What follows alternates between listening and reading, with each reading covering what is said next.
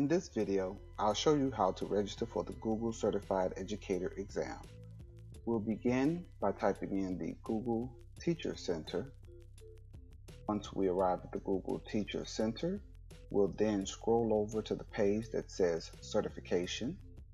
On the certification page, we'll then scroll down to which exam we want to register for. In this case, I'll choose the Level 1. I'll then arrive at the Level 1 page and I'll scroll down to where it shows Register for the Level 1 exam. I'll then click on it. It will then ask me to select an account I want to tie my certification to.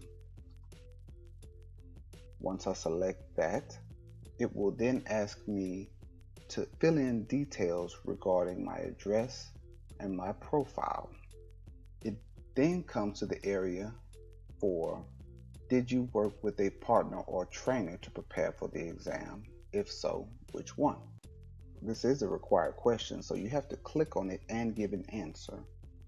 You can either choose one of these partners if you have worked with any of them, or you can say no partner or not listed.